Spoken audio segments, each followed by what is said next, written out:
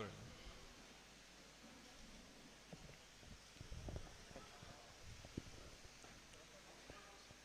A lot of people engaged in palm tree climbing, so they are also here, and we have some farmers also. I'll now hand it over to you, Raj. Thank you for inviting me here. It's a pleasure for me to come here. இங்க என்ன வரவேற்றதுக்கு ரொம்ப நன்றி. இங்க வர்றதுக்கு நான் ரொம்ப மகிழ்ச்சி அடைகிறேன். And I can already tell that it is going to be a learning experience for me. இங்க இருக்கிறவங்கள பார்த்தாலே எனக்கு புரியுற விஷயம் என்னன்னா இன்னைக்கு நான் நிறைய இங்க இருந்து கத்துக்கிட்டு போவேன்றது எனக்கு தோணுது. Because there is a lot of wisdom that you have, understanding that you have, that I'm interested in understanding as well. ஏன்னா உங்ககிட்ட இருக்கிற அந்த அறிவும் அந்த அனுபவமும் வந்து எனக்கு நிறைய விஷயங்களை நீங்க இன்னைக்கு கற்றுத்தர போறீங்கன்னு நான் எதிர்பார்க்கிறேன். One of the biggest challenges in front of our country today is job creation. Our youngsters are unable to get jobs. இன்னைக்கு நம்ம நாட்டு முன்னாடி இருக்க ஒரு முக்கியமான பிரச்சனை என்னன்னு பார்த்தோம்னா நம்மளுடைய இளைஞர்களுக்கு வேலை கிடைக்கிறது இல்ல. நம்மளால வேலைகளை வந்து உருவாக்க முடியல நம்ம குழந்தைகளுக்காக. And the only way for a country like India to get jobs is to make our small businesses and middle-sized businesses more powerful, is to make our farmers more effective. நம்ம இந்த வேலைகளை நம்ம குழந்தைகளுக்கு உருவாக்கி கொடுக்கணும்னா அதுக்கு ஒரே ஒரு வழிதான். இந்த சிறு தொழில்களை நம்ம வளர்க்க வேண்டும். இந்த சிறு தொழில்கள் தான் வேலைகளை கொடுக்கிற ஒரு தொழில். அதை வளர்க்காவிட்டால் நம்மளால வந்து நம்ம குழந்தைகளுக்கு ஒரு வேலைகளை ஏற்படுத்தி கொடுக்க முடியாது. Because bulk of the jobs that are created in our country or in any country are created by small and medium businesses. ஏன்னா எந்த ஒரு நாட்டிலையும் ஒரு மிகப்பெரிய வேலை வாய்ப்புக்கு உருவாக்கி கொடுக்கிறது வந்து இந்த சிறு தொழில்கள் தான். So I don't want to come here and tell you only what I think. இங்க வந்து நான் என்ன யோசிக்கிறேன்றது மட்டும் நான் உங்களுக்கு சொல்ல விரும்பல. I'm also interested in listening to what you have to say. நீங்க என்ன எனக்கு சொல்ல போறீங்கன்றதுல தான் எனக்கு அதிகமான ஒரு நாடல் இருக்கு. And I'm happy to see that there are quite a few women here today. இன்னைக்கு இத்தனை பெண்கள் இங்க வந்திருக்கிறது எனக்கு மீண்டும் ஒரு மகிழ்ச்சியை கொடுக்கிற ஒரு விஷயமா இருக்கு. And women have a unique perspective, so I am also interested in hearing their perspective. பெண்களுக்கு இருக்க பார்வையே ஒரு தனி பார்வை, ஒரு புரிதல் உள்ள பார்வை. அந்த பார்வையை எனக்கு நீங்க இன்னைக்கு புரிந்து கொடுப்பீங்கன்றதை நான் எதிர்பார்க்கிறேன். So please let us start. ஆரம்பிக்கலாம். I've just interacted and collected some names, Ralji, so that these questions come from the right places. Kannammal amma.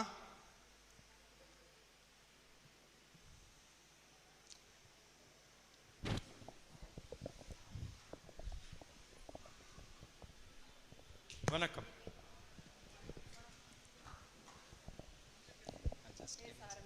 நீங்க என்ன தொழில் செய்றீங்கன்னு சொல்லுங்க. பேரை சொல்லிட்டு நீங்க என்ன தொழில் செய்றீங்கன்னு சொல்லுங்க. பேர் Kanagammal. Her name is Kanagamal. நாங்க PT சுத்துறோம். She is a bead roller. It's a cottage industry here. அதான் எங்களுக்கு தொழில். 2000 பேருக்கு மேல இந்த ஊருக்குள்ள சுத்துறோம். There are 2000 women involved in bead rolling in this little town. இந்த தொழிலை வச்சு தான் நாங்க இந்த கொரோனா காலத்துல கூட எங்களுக்கு இதை வச்சு தான் நாங்க This enterprise was the source of livelihood for these women even during the corona period. சொல்லுங்க. நீங்க கண்டினியூ படுத்துற மாதிரி சொல்லுங்க. இதுல ஏதாவது இந்த தொழில்ல ஏதாவது பிரச்சனைகள் சந்திக்கிறீங்களா? என்ன சொல்றாங்க இந்த தொழில்? இல்ல பிரச்சனை எல்லாம் ஒண்ணும் இல்ல. இத வந்து இத நிறுத்திர கூடாது. இத யாரும் நிறுத்திர கூடாதுன்னு சொல்றாங்க. பீடிங்கிறதுனால அவங்க நிறுத்திர கூடாதுன்னு நினைக்கிறீங்க. சரி, உங்க வீட்ல எத்தனை பேரு, உங்க குடும்பத்துல எத்தனை பேரு, உங்க வீட்டுக்காரர் என்ன செய்றாங்க, உங்க பசங்க என்ன படிக்கிறாங்க, அதெல்லாம் பத்தி சொல்லுங்க. எங்களுக்கு சம்பளம் வந்து ஒரு நாளைக்கு 100 ரூபாய் தான். வீட்டுக்காரர் வந்து விவசாய வேலை தான் பார்க்காரு. Her salary, her per day salary is 100 rupees and her husband is a farmer. 400 ரூபாய் சம்பளம் வாங்குறாங்க. நான் டெய்லி 100 ரூபாய் வாங்குறேன். He earns about 400 a day and she earns 100 rupees per day. பிள்ளைய ரெண்டும் பிகாம் படிக்குங்க. Both her sons, ரெண்டு பசங்களா? ஆமா, ரெண்டு பசங்க. Both her sons are doing their BCom degree. வேற என்ன, வேற ஏதாவது பிரச்சனைகள்? உங்களுக்கு போதிய வருமானம் வருதா? மாசம் எவ்வளவு வருது? மாசம் ரெண்டு பேரும் சேர்ந்து எவ்வளவு சம்பாதிப்பீங்க? மாசம் கையில ஒரு 10,000 வரும். 10,000னா both of them together make about 10,000 rupees every month. And they're working now or they're still studying? the two sons are studying. They're doing their BCom degree. Okay. And it's the wife and the husband who earn the livelihood right. for the family. Yeah. What is her biggest worry these days? உங்களோட மிகப்பெரிய கவலை இந்த காலகட்டத்துல உங்களோட மிகப்பெரிய கவலை என்ன? கவலைன்னா டாஸ்மாக் கவலை தான் பெரிய கவலை. She says the Tasmak shops, which is the liquor shop run by the government, those are her biggest cause of worry. And what doesn't she like about those shops?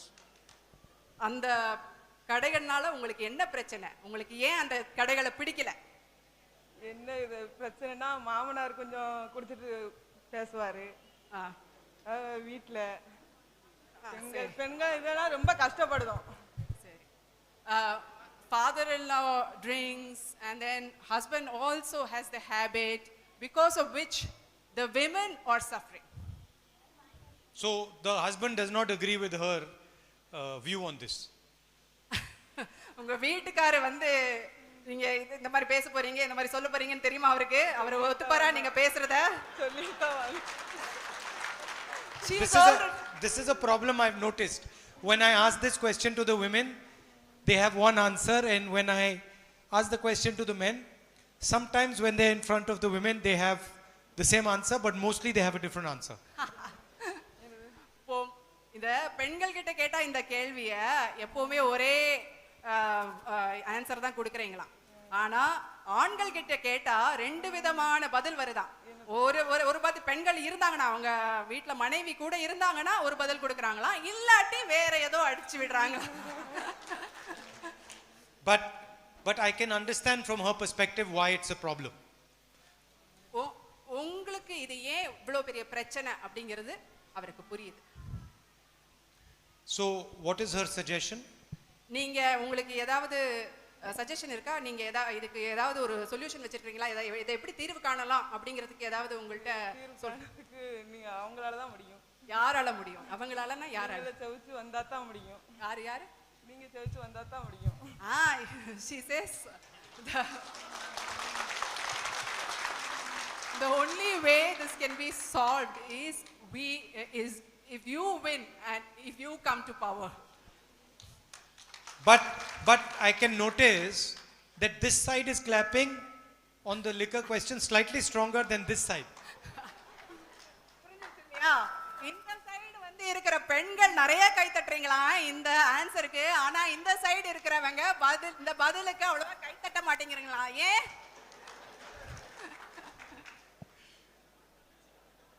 So does she roll beedies at home?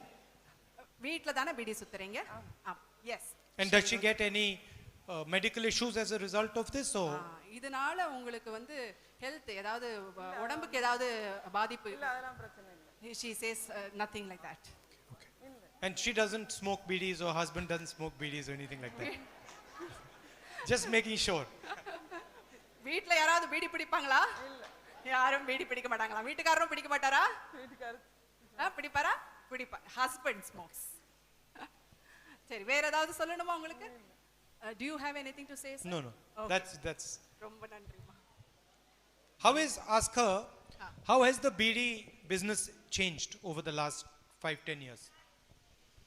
நீங்க சொல்றீங்களா இல்ல வேற யாராவது இந்த PT தொழில் செய்றவங்க? இந்த PT Sudha இருக்கீங்களாங்க?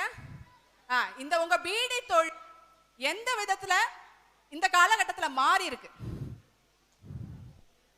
காலகட்டத்துல உங்க பீடி தொழில் எப்படி மாறி இருக்கு? சுதா வாங்க, முன்னாடி வாங்க.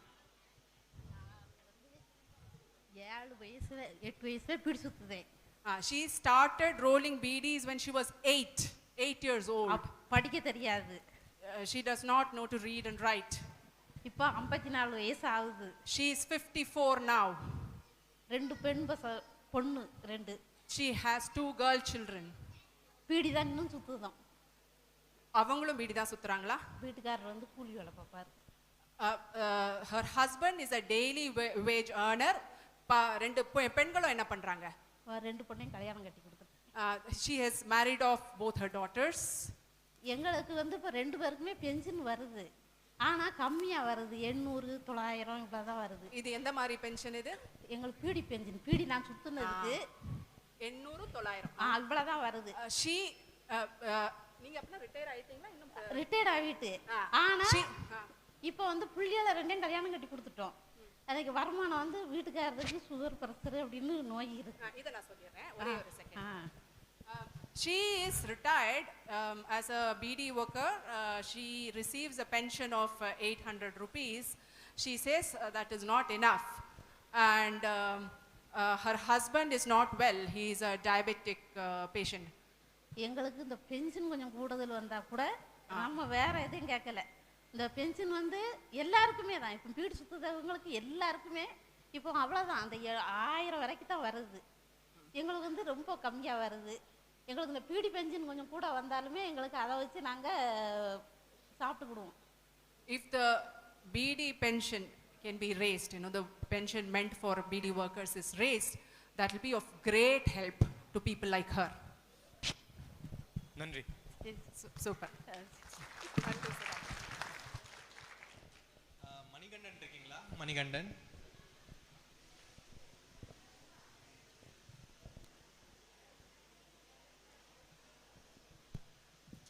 சார், அண்ணே வணக்கம். அண்ணே ராகுல் அண்ணே வணக்கம். வணக்கம். உங்களை எங்களோட ஊருக்கு லெமன் சிட்டிக்கு உங்களை அன்புடன் வரவேற்கிறோம். We welcome you to the Lemon City. Thank you. Puliyankudi lemon city தான். எங்களுக்கு ஒரே 2 பிரச்சனை இருக்கு. ஒன்று வந்து விவசாய பொருட்களை நெல் மக்காச்சோளம் வந்து இங்கே மேஜராக நாங்கள் பயிர் செய்து கொண்டிருக்கிறோம். அந்த நெல் The main crops here are maize and paddy. அந்த 2 பொருளுக்குமே நாங்கள் விளைய வைக்கும் போது விலை வந்து ரொம்ப அதிகமாக இருக்கு. நெல் வந்து 1450 ரூபா 73 கிலோவுக்கு வாங்குறாங்க. மக்காச்சோளம் வந்து 101 கிலோவுக்கு வந்து 1750 ரூபா 800 ரூபா வரைக்கும் இருந்துச்சு. ஓகே. விலையை வைக்கிற போதுனா என்ன? அறுவடைக்கு முந்தி. Okay. Right after their harvest, you know, the price is very high for both rice, that is paddy, and for maize. விவசாயிகளுக்கு வந்து ப்ராப்பரா அந்த நெல்மணிகளையும் மக்காச்சோளத்தையும் காய வைக்கிறதுக்கு இங்க களங்கள் எதுவுமே கிடையாது. They do not have spaces for drying paddy and maize. அத வந்து ரோட்ல போட்டு தான் நாங்க காய வச்சுக்கிட்டு இருக்கோம். They dry it on the road. Moisture வந்து 14 பாயிண்ட் இருந்தா தான் மக்காச்சோளத்தை வாங்குவாங்க. அதே மாதிரி நெல்லுமே அறுவடை பண்ணின உடனே வாங்க மாட்டாங்க. அதை கொஞ்சம் உணர்த்தி எடுத்தா தான் எங்களுக்கு வந்து அதை வியாபாரி வந்து வாங்கிட்டு போவாங்க. If the moisture level is high, you know, if it is above 14 points, they do not procure it from them, both maize and rice. I mean, how long does it take to dry the paddy and the மக்காச்சோளமா இருந்தா 3 நாள் ஆகும். 3-4 நாள் நல்ல வெயில் அடிச்சிச்சுனா. நெல்லா இருந்தா 1 நாள் காய வைக்கணும். Okay. If it is maize, it takes 3 to 4 days. If it is rice, it takes a day.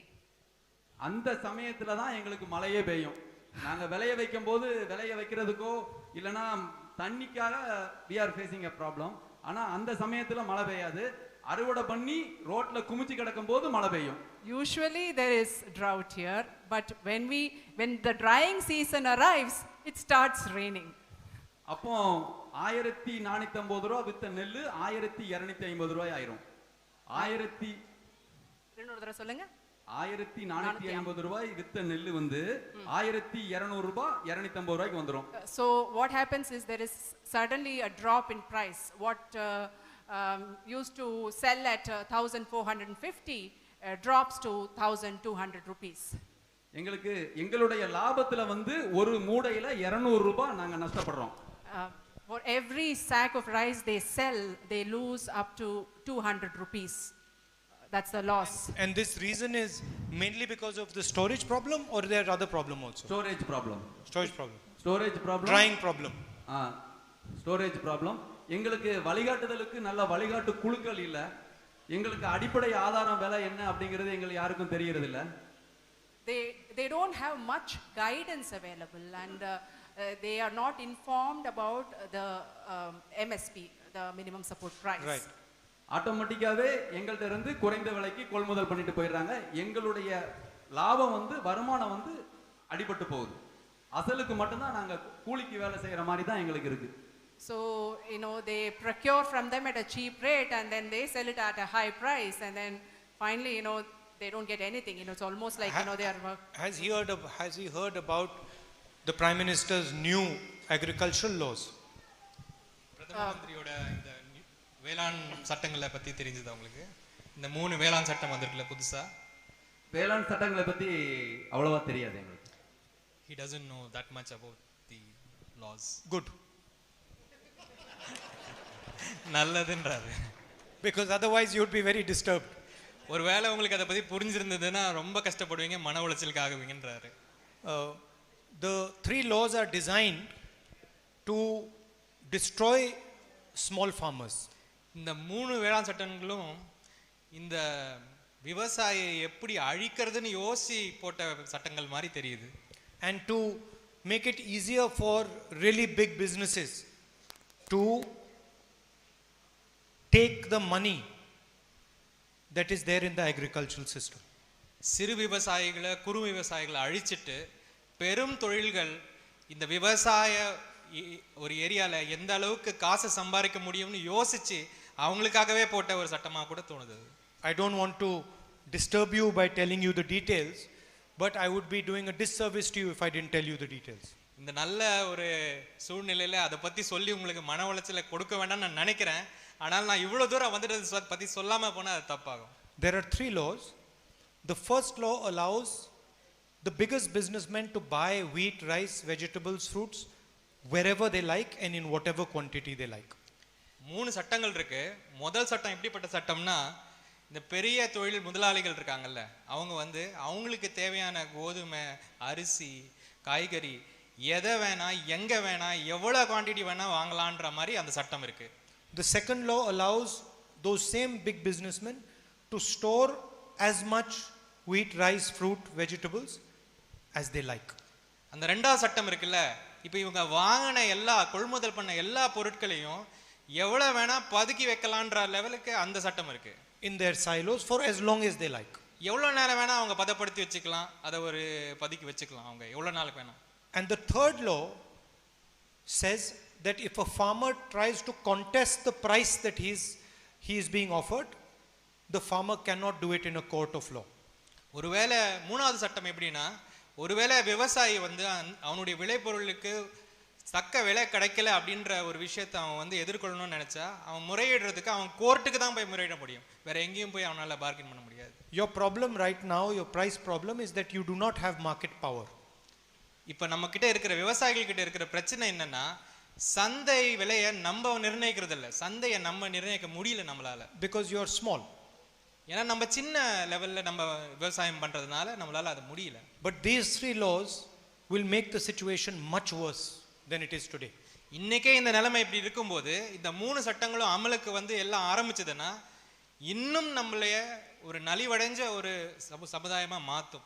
That is why we are fighting these laws in the parliament and we are fighting these laws outside parliament as well. அதனால தான் நாங்க இந்த 3 வேளாண் சட்டங்களையும் நம்ம பார்லிமெண்ட்டுக்கு உள்ளேயும் சரி, பாராளுமன்றத்துக்கு உள்ளேயும் சரி, வெளியும் சரி கடுமையாக எதிர்க்கும் ஒரு முயற்சியில் ஈடுபட்டு இருக்கோம். We don't want the Indian agricultural system to belong to 1 or 2 people. It should belong to all Indians. இந்தியாவில் இருக்க இந்த விவசாயம் யாரோ ஒரு 4 பேர்கிட்ட போய் மாட்டிக்க கூடாது, அவங்களுடைய ஒரு கட்டுப்பாட்டுக்குள்ள வரக்கூடாதுன்றதுல நாங்க தெளிவா இருக்கோம். இந்த விவசாயம் என்றது, இந்த இந்தியா விவசாயம் என்றது எல்லா விவசாயிக்கும் ஒரு உரிமையான ஒரு தொழிலா இருக்கணும். And the government should be making your life easier, not more difficult. அரசாங்கம் எதுக்கு இருக்கு? மக்களுடைய வாழ்க்கையை இன்னும் சரிப்படுத்துறதுக்கு, இன்னும் கூட சீரமைக்கிறதுக்கு தான் அரசாங்கம் இருக்கே தவிர இன்னும் வலியை தர்றதுக்கு அரசாங்கம் இல்லை. எங்களுடைய வாழ்வாதாரத்தை பெருக்கிறதுக்கு நீங்க ஆட்சிக்கு வந்தா தான் எங்களுடைய விவசாயிகளுடைய வாழ்வாதாரம் உயரும் கண்டிப்பா. He's saying that the only hope that they have is that if you come to power, they will see that light of the day for the farmers. Yeah, but that is true. But they also have to realize the forces that are aligned against them. அது சரிதான். ஆனா ஒரு விஷயம் உங்களுக்கு புரியணும். இன்னைக்கு காலகட்டத்தில் உங்க சுத்தி என்ன நடக்குது, எந்த சக்திகள் எந்த விதமா உங்களுடைய வாழ்வாதாரத்தை கெடுத்து கொண்டிருக்கின்ற விஷயமும் உங்களுக்கு புரிதல் இருக்கணும். For example, media in India is not owned by farmers or by small and medium business people. ஒரு உதாரணத்துக்கு இன்னைக்கு மீடியாவை பார்க்குறோம், ஊடகத்தை வந்து எந்த ஒரு விவசாயியோ விவசாயி சார்ந்த குழுக்களோ இல்லை எந்த ஒரு விவசாய சங்கங்களோ இன்னைக்கு வந்து மீடியா கண்ட்ரோலில் இல்லை. மீடியா யாருமே விவசாய சார்ந்தவங்க கண்ட்ரோலில் இல்லை. And because they're not owned by farmers and small businesses, they will never speak what is in the interest of farmers and small business people. அதனால விவசாயத்தை சார்ந்தவர்களும் குழுக்களும் ஊடகத்து மேல கண்ட்ரோல் இல்லாததுனால என்னைக்குமே ஊடகம் வந்து விவசாயத்தை பத்தி பேச போறது கிடையாது. விவசாயத்துக்கு எது நல்லது கெட்டது பத்தி பேச போறது கிடையாது. So it is the duty of the government to provide you information, to keep you updated and to make sure that you are protected. அப்ப அரசாங்கத்துடைய வேலை என்ன? அரசாங்கத்துடைய வேலை விவசாயிகளுக்கு தேவையான சரியான தகவல்களை சரியான ஒரு அட்வைஸை வந்து நம்ம டைமுக்கு கரெக்டான நேரத்துக்கு கொடுக்க வேண்டிய ஒரு கட்டாயமும் ஒரு கடமையும் அரசாங்கத்துக்கு இருக்கு. Another example would be that banks treat big businesses very differently than they treat farmers. அப்படியே நம்ம வங்கிகளை எடுத்துப்போம். இன்னொரு உதாரணம், வங்கிகள் வந்து பெருந்தொழில்களை எப்படி அவங்க நடத்துறாங்களோ சின்ன விவசாயிகளோ அவங்கள எப்படி நடத்துறாங்க, ரெண்டுத்துக்கும் பெரிய வித்தியாசம் இருக்கு. Big businessman can take as much loan as he wants, and then if his project fails, the government will write off the loan. பெரிய பெருமுதலாளிகள் எவ்வளவு வேணா ஒரு வங்கியில போய் கடன் வாங்கலாம். அவங்களுக்கு வந்து கூப்பிட்டு கடன் கொடுப்பாங்க. But அப்படியே அவங்க கடனை கட்ட முடியலன்னா கூட அரசாங்கமே அந்த கடனை கட்டுற ஒரு அவல நிலை இன்னைக்கு இருக்கு. But if the farmer cannot pay off the loan, he goes to jail. ஆனா ஒரு சிறு விவசாயி ஒரு கடனை கொடுக்க முடியலனா அவனை ஜெயிலுக்கு அனுப்புற ஒரு அவல நிலையும் இங்க இருக்கு. So my point is that we are living in an unfair country. நம்ம ஒரு சீரான ஒரு அரசாங்கம் சீரான ஒரு நாட்டில் இருக்கிற மாதிரி எனக்கு தெரியல. And the biggest unfairness is against our farmers. அதுல மிகப்பெரிய கொடுமை வந்து நம்மளுடைய குறும் விவசாயிகளுக்கு தான் நடந்துட்டு இருக்கு. And it happens every single day. ஒரு நாளும் நடந்துட்டு இருக்கு. உண்மைதான். Thank you. I hope I didn't உண்மையிலே நீங்க சொன்னது ரொம்ப by what I said. எனக்கு மட்டும் இல்ல, என்னை மாதிரி எத்தனையோ விவசாயிகள் இங்க வந்து உட்கார்ந்துருக்காங்க. அவங்க எல்லாத்துக்குமே வேளாண் சட்டத்தோட தீமைகளை பற்றி ரொம்ப தெளிவா எங்களுக்கு புரிஞ்சிருச்சு. கண்டிப்பாக வருகின்ற இதுல வந்து அதோட ரிசல்ட்டை வந்து நம்ம எல்லாருமே பார்க்கலாம். அவர் சொன்னதை நினைச்சு யாரும் மன உளைச்சலுக்கு ஆக வேண்டாம்னு சொல்றாங்க. பட் இந்த விஷயங்களை புரிஞ்சுக்கணும், எல்லா விவசாயிகளும் விழித்து கொள்ள வேண்டும் என்றது அவருடைய எண்ணம். அடுத்ததாக திரு ரத்னவேலு ஐயா. ரத்னவேலு ஐயா முன்னாடி வந்துருங்க ஐயா. மைக் கொடுத்துருங்க ஐயாக்கு.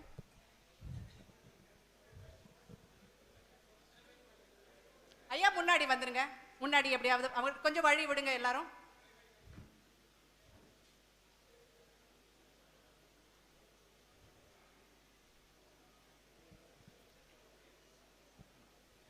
வணக்கம்.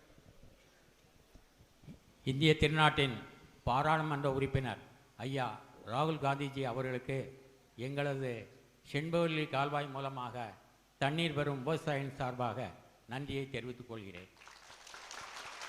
He is saying that he is wishing you from the farmers who belong to the Shenbagavalli canal. There's a project called Shenbagavalli project. It is a reservoir. All the farmers who are the riparian farmers of this reservoir, they wish you a warm welcome. Thank you. இந்த செண்பவல்லி கால்வாய் 300 ஆண்டு கால வரலாற்றை கொண்டுள்ளது. It has this particular canal, the Shenbagavalli canal, has a 300-year history. இக்கால்வாய் Sivagiri ஜமீன்தாரும் Travancore சமஸ்தானமும் இணைந்து இருவரும் பேச்சு நடத்தி அந்த ஒப்பந்தத்தின் அடிப்படையில் 1733 ஆண்டு கட்டப்பட்டது. 1733 1733. The canal was constructed under an agreement between the Travancore king and the zamindar, the landlord of this region, Sivagiri landlord of this region, in 1773. சொல்லிட்டேன். இக்கால்வாய் மூலமாக 220 ஆண்டுகள் தமிழ்நாட்டில் உள்ள, அதாவது குறிப்பாக மூன்று மாவட்டங்கள், தென்காசி, விருதுநகர், தூத்துக்குடி இம்மூன்று மாவட்ட விவசாயிகள் பயன்பட்டு வந்தார்கள். Through this canal, for 260 years, 3 districts in Tamil Nadu, Tenkasi, Tirunelveli, Thuthukudi. Tenkasi, Virudhunagar, Thuthukudi. The 3 districts are benefited because of the canal for the past 260 years. இக்கால்வாய் மூலமாக 25,000 ஏக்கர் பாசன நிலங்களும் அப்பகுதியில் உள்ள விவசாயிகள் குடிநீருக்காகவும் இத்தண்ணீர் பயன்பட்டு வந்தது. This canal supplies drinking water as well as irrigates about 25,000 acres of land in these 3 districts. இந்நிலையில் 1955ஆம் ஆண்டு பெய்த பெருமழையின் காரணமாக செண்பகவல்லி கால்வாயின் தடுப்புச் சுவர் உடைந்தது. In 1995, due to heavy rains, there was a breach in the wall of the canal. இந்த உடைந்ததின் காரணமாக தமிழ்நாட்டிற்கு வந்து கொண்டிருந்த தண்ணீர் கேரள பகுதிக்கு சென்றது. Because of this, the water that had to come to Tamil Nadu, it started get diverted to Kerala. அப்பொழுது தமிழ்நாட்டின் முதலமைச்சராக இருந்த மாண்புமிகு காமராஜ் அவர்களின் முயற்சியில் 1959ஆம் ஆண்டு முதல் 62ஆம் ஆண்டு முடிய அக்கால்வாய் மீண்டும் சீரமைக்கப்பட்டது. At that time, when Thiru K. Kamaraj was the chief minister of our state, the canal was, underwent repair, and between 1955 and 1962, and the water supply was resumed. இதற்கிடையில் 1965ஆம் ஆண்டு பெய்த பெருமழையின் காரணமாக மீண்டும் அக்கால்வாயின் தடுப்புச் சுவர் உடைந்தது. இந்த வருஷம் ஐயா 1965. In 1965 again there were heavy rains, because of which the wall, there was a breach again. இப்பகுதி விவசாயிகளின் பல வேண்டுகோளை தமிழ்நாடு அரசுக்கும் கேரள அரசுக்கும் வைத்து 20 ஆண்டு காலமாக மேற்படி உடைப்பை அடிக்க எவ்வித நடவடிக்கையும் எடுக்கவில்லை.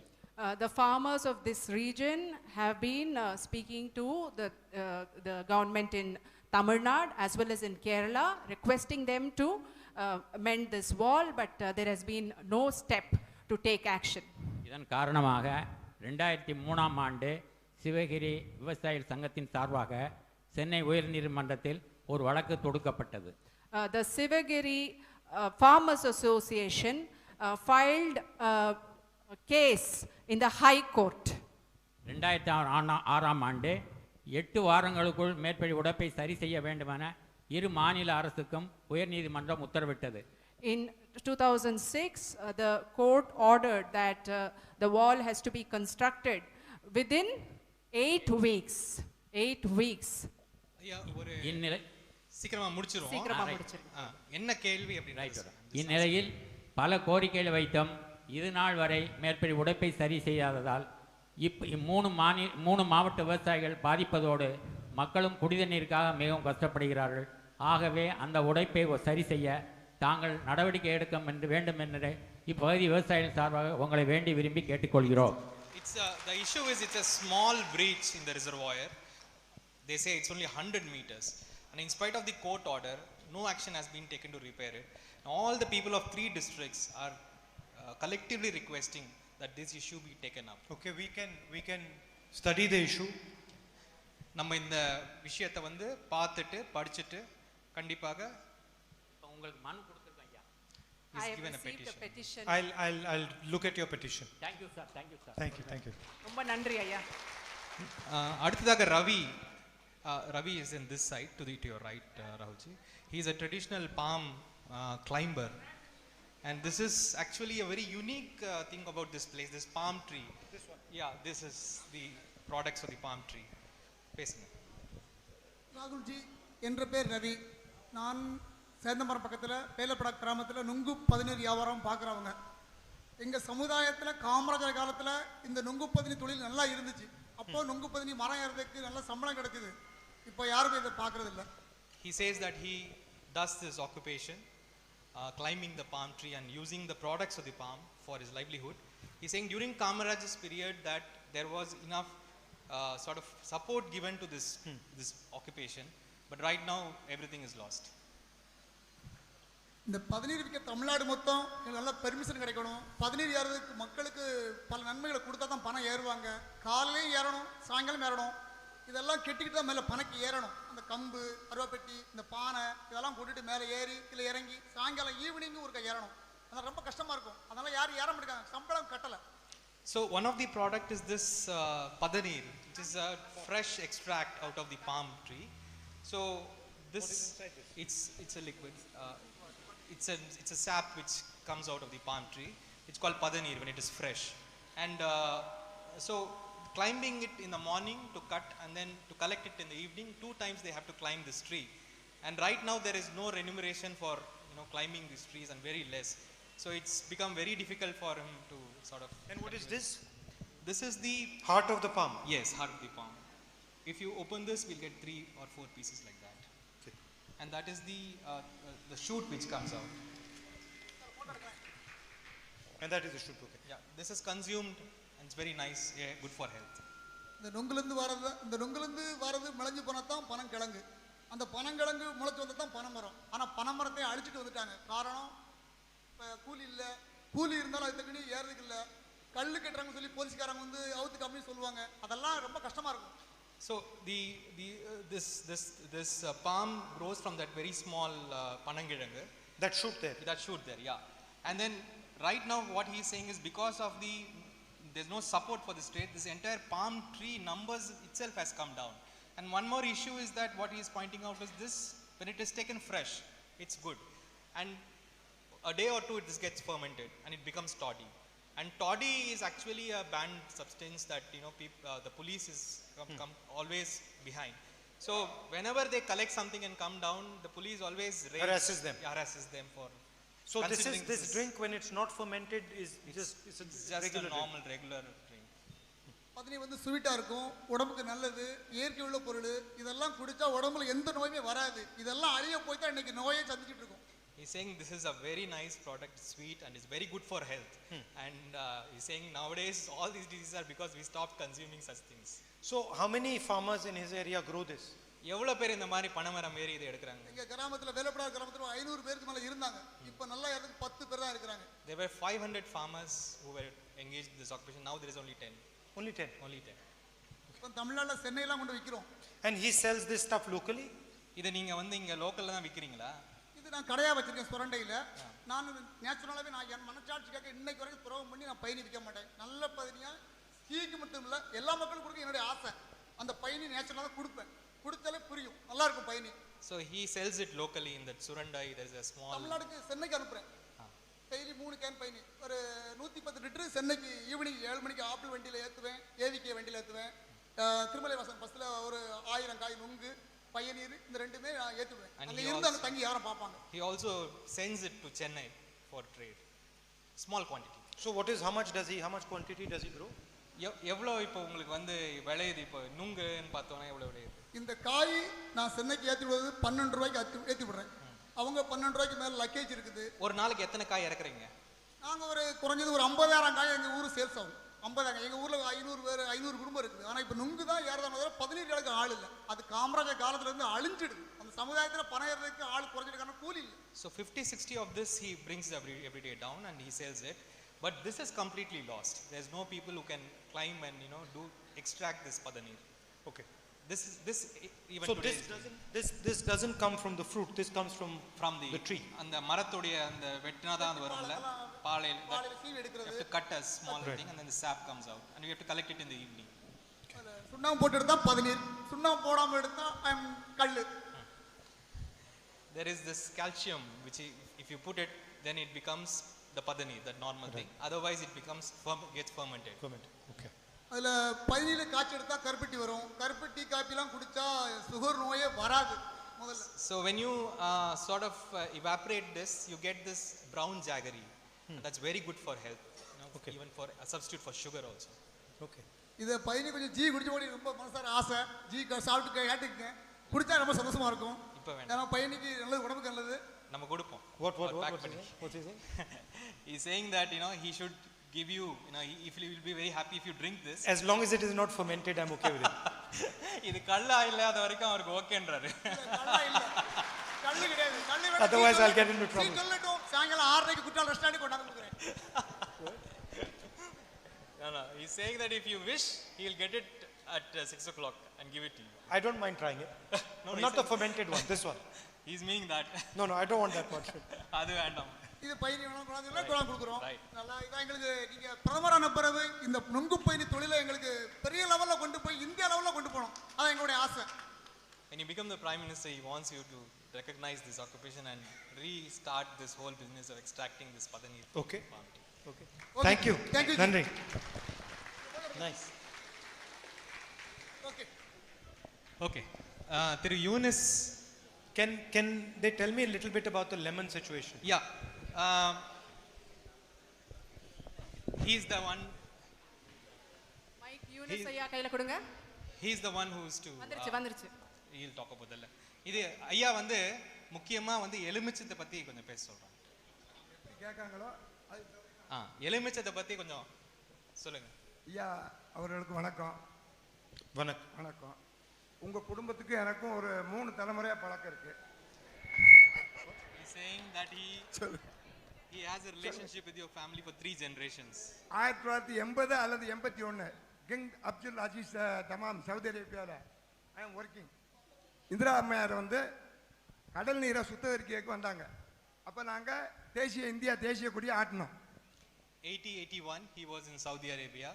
Madam Indira ji had come to Saudi Arabia to see how she can convert sea water into drinkable water.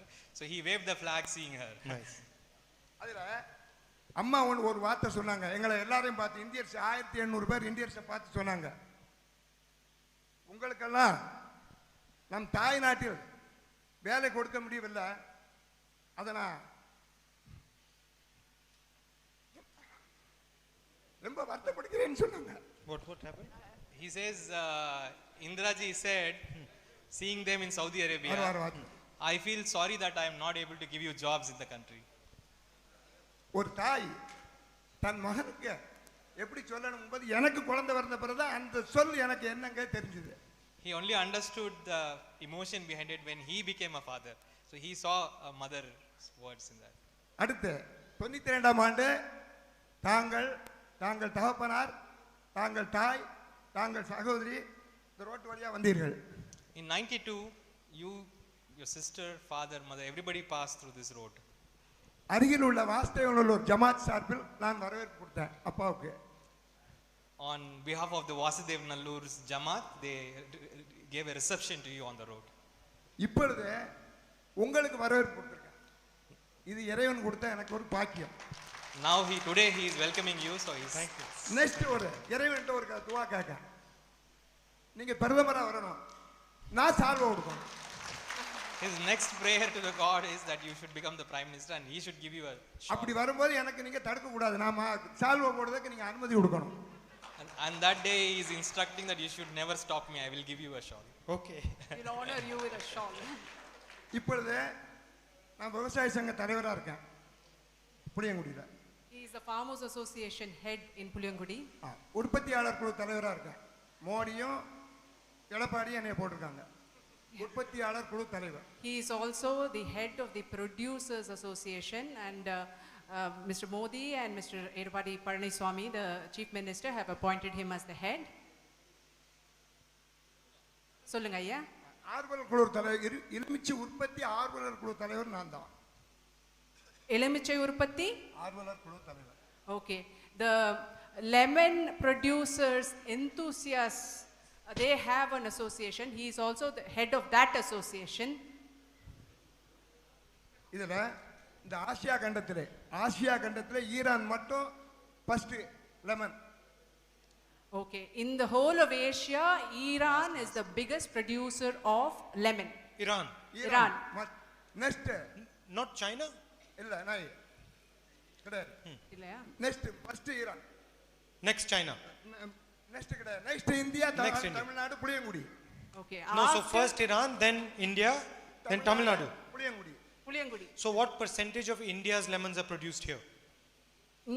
எத்தனை சதவீதம் இந்தியாவோட மொத்த எலுமிச்சை உற்பத்தியில எத்தனை பெர்சன்டேஜ் வந்து இங்க நீங்க உற்பத்தி பண்றீங்க? இங்க இருந்து வளைகுடா நாடு அனைத்துக்கும் நாங்க உற்பத்தி ஏற்றுமதி பண்ணுவோம். Okay, they send it to all the Middle Eastern countries from here. They export lemon from here to the Middle Eastern countries. இப்போ 4 வருஷமா ஏற்றுமதி கம்ப்ளீட்டா இல்ல. There is no export happening for the past 4 years. Why? 1 kg எங்களுக்கு 60 ரூபாய்க்கு போகும். ஒரு KG 600 ரூபாய் 60 ரூபாய்க்கு போகும். இப்போ 1 kg 15 ரூபாய் 20 ரூபாய். Earlier they used to sell a kg for rupees 60 and now they get only rupees 15. But why is there no exports?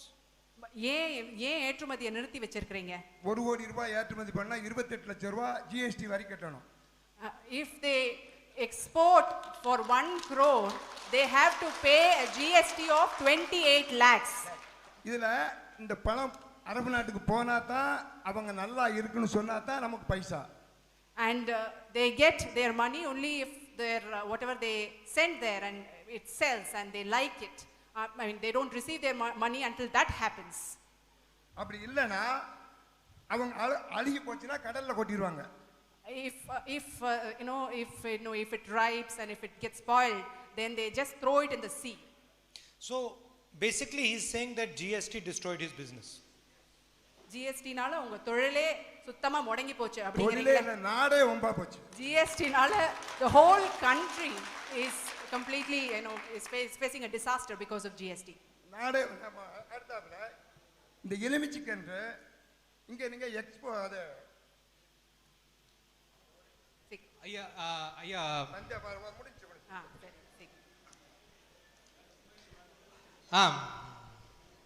இது என்ன? ரெண்டாவது தனி மார்க்கெட் இந்தியாவிலே 2 எலுமிச்சை மார்க்கெட் புளியங்குடியில் மட்டும்தான் இருக்கிறது. தனி market. In the whole of India, Puliyangudi is the only town that has a specialized market for lemon. There are 2 markets. அதனால புளியங்குடியை ஏற்றுமதி மண்டலமாக அறிவிக்க வேணும். So தாங்கள் பிரதமரா வந்ததும். Okay, as soon as you become the prime minister, we request that Puliyangudi is made an export zone for lemon. What type of lemons do they have here? இந்த எலுமிச்சையில ஏதாவது வகைகள் உண்டா? எந்த மாதிரி வகை இங்க இருக்கு? இங்க இருக்குது ஒல்லி நாடு, சிட்ரிக் அமிலம் கூடுதலா இருக்கு. They have a very indigenous variety which has a high percentage of citric acid. And it's the small one? சின்னதா இருக்குமா பெருசா இருக்குமா? Whatever that has been placed there, you can take a look at it. ஒரு காயை யாராவது எடுத்து கொடுங்கம்மா.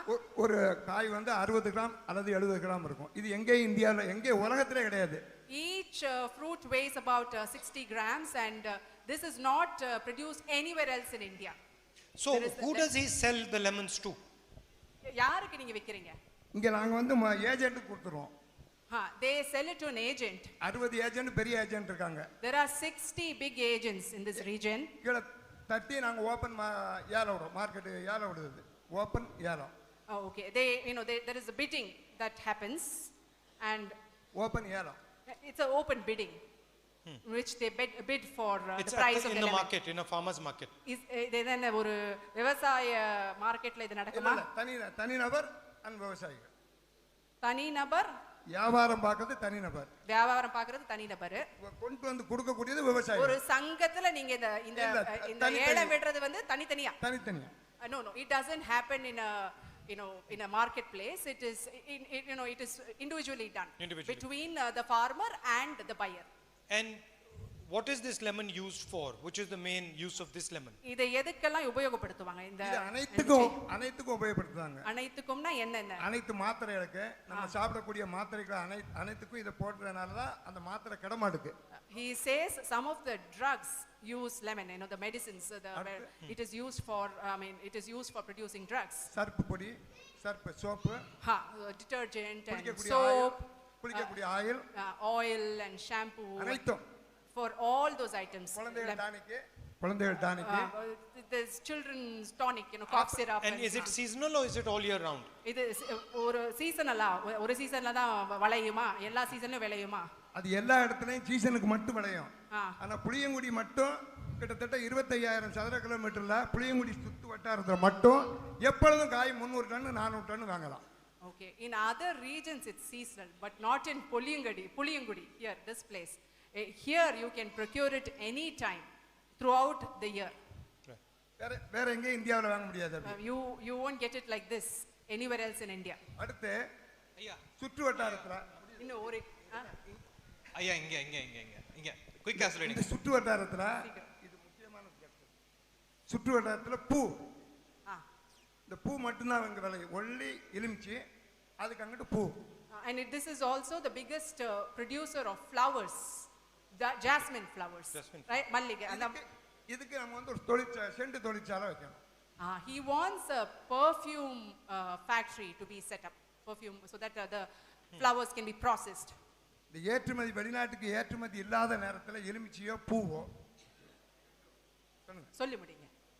இந்த எங்களுக்கு ட்ரெயின் வசதி இந்த ஏரியாவில் எங்கேயுமே கிடையாது. Okay. Why doesn't the perfume factory set up naturally here? ஏன் வந்து இந்த சென்ட் ஃபேக்டரி இன்னும் வைக்கவும் வரல? தனியார் ஏன் இன்னும் வைக்கல? சொல்லு. அதாவது சென்ட் தொழிற்சாலை வச்சாங்க. அதிமுக மந்திரி செந்தூர் பாண்டியன் மாமா அவர்கள் வச்சாங்க. ஆனால் அவங்க வந்து கொண்டு போனது இந்த பூவுக்கு சம்பந்தமே இல்லாத தலவாயூரத்துக்கு கொண்டு போனாங்க சென்ட் தொழிற்சாலை.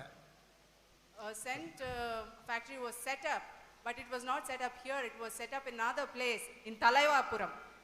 Thalaivapuram.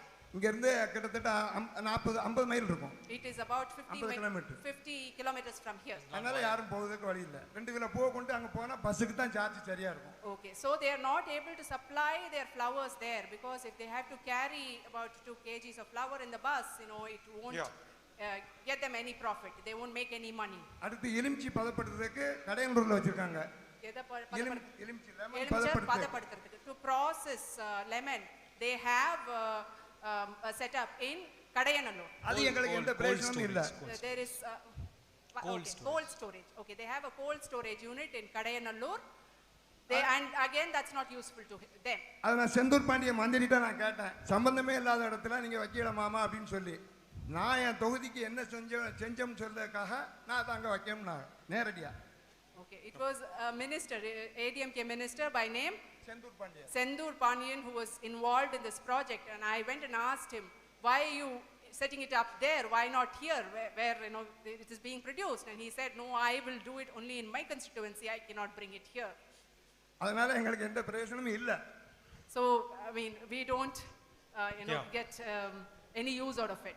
கடைசி கோரிக்கை கொல்லம் தீவோ திருச்சி புது ரயில்வே பாதை. எங்க கொல்லத்துல இருந்து திருச்சி வரைக்கும். கொல்லத்துல இருந்து திருச்சி வரைக்கும். They want a new railway line to be set up from Kollam to Tiruchi. இது லல்லு பிரசாத் யாதவ் கிட்ட நாங்க கொடுத்தோம் ரயில்வே மந்திரியா இருக்கும்போது. They had petitioned when Mr. Laluji was the railway minister. They had put this request to him. இந்த கோரிக்கை பரிசீலனை பண்ணப்படும் சொல்லி அவர் கொடுத்த தபால உங்களிடம் கொடுத்திருக்கு. Okay. He had promised that it will be முடிஞ்சு டைம் ஆயிடுச்சு. தயவு செஞ்சு 4 கேள்வி மேல கேட்டிட்டீங்க. It will be done, and he even sent us a letter. That letter has been handed over to us. We will hand it over to you. ரொம்ப நன்றி நன்றி நன்றி நன்றி நன்றி நன்றி நன்றி நன்றி. I think we just have time for that much, Rahulji. Yeah, your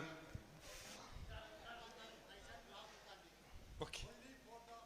1 minute, let me finish, then we do. அவர் பேசிட்டோம், ஐயா பேசிட்டோம். So, thank you very much for coming here today and listening to me. I got a sense of the problems that you are facing. ரொம்ப நன்றி. இங்க வந்து இவ்வளவு நேரம் உட்கார்ந்து எனக்காக காத்து என்ன பேச வச்சு கேட்டதுக்கு ரொம்ப நன்றி. இங்க வந்து உங்களுடைய பிரச்சனைகளுடைய விஷயம் என்னன்றது எனக்கு புரிஞ்சது. It was interesting to hear exactly how a badly designed GST has hurt our lemon farmers. இந்த தப்பாக ஒரு வடிவமைக்கப்பட்ட ஒரு GST எனும் அந்த வரி எந்த அளவுக்கு ஒரு பாதிப்பை ஏற்படுத்தியிருக்கின்றது எனக்கு கிளியரா புரியுது. And the difficulty faced by the ladies who work in the BD industry. BD தொழிலில் ஈடுபடும் பெண்கள் ஏற்படும் கஷ்டங்களும் எனக்கு இன்னைக்கு புரிஞ்சது. I would have liked to spend more time with you, more time speaking to you and listening to you. என்னால முடிஞ்சா இன்னும் கொஞ்ச நேரம் உங்களோட உட்கார்ந்து பேசணும்னு எனக்கு ஆசை இருக்கு. But unfortunately I've got other meetings that I have to go to. ஆனா துரதிர்ஷ்டவசமா இன்னும் ரெண்டு எனக்கு ஒரு மீட்டிங் இருக்கிறதுனால. So once again thank you very much for your time. மறுபடியும் ரொம்ப ரொம்ப நன்றி. என்னை இவ்வளவு நேரம் உட்கார்ந்து நீங்க எல்லாம் அமைதியாக கேட்டதுக்கு நன்றி. நமஸ்கார். வணக்கம். நமஸ்காரம். Thank you.